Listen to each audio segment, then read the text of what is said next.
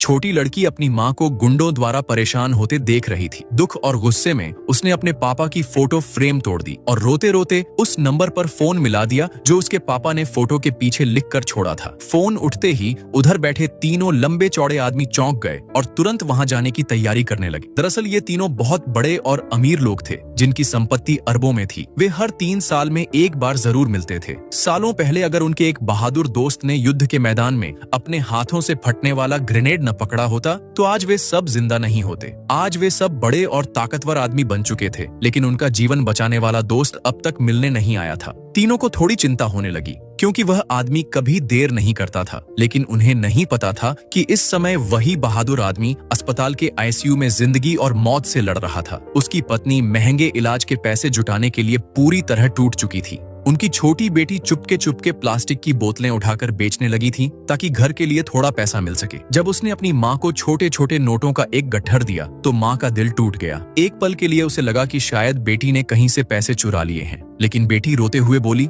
माँ मैंने चोरी नहीं की, ये पैसे मैंने बोतलें बेचकर कमाए हैं। घर चलाने के लिए माँ को बाजार के एक अधिकारी से कुछ दिन की मोहलत मांगनी पड़ी, लेकिन वह आदमी इंसान के रूप में एक दरिंदा था। उसे जरा भी दया नहीं आई, बल्कि वह उस औरत पर बुरी नजर रखने लगा। उधर अस्पताल में पड़े उस आदमी को पता था कि उसके पास ज्यादा समय नहीं बचा है। उसने अपनी बेटी का हाथ पकड़कर एक राज बताया। उसने कहा कि सब्जी की दुकान की फोटो के पीछे एक फोन नंबर लिखा है। अगर कभी ऐसी परेशानी आए जिसे वे हल न कर सकें, तो उस नंबर पर फोन करना। वह उसके सबसे अच्छे युद्ध साथियों का नंबर है और वे जरूर मदद करेंगे। वह अपनी बेटी को देखते हुए रो पड़ा। वह अपनी बेटी को बड़ा होते देखना चाहता था, लेकिन बीमारी ने उसे आखिर तक पहुंचा दिया था। अपने परिवार पर बोझ न बनने और पत्नी बेटी को मदद दिलाने के लिए उसने एक दर्दनाक फैसला लिया। जैसे ही उसकी पत्नी बाहर फोन उठाने गई, वह अस्पताल की खिड़की से कूद गया। पति की मौत ने उस औरत को पूरी तरह तोड़ दिया, लेकिन इससे भी ज्यादा शर्मनाक बात तब हुई जब अंतिम क्रिया के समय वही अधिकारी अपने लोगों के साथ वहां आ गया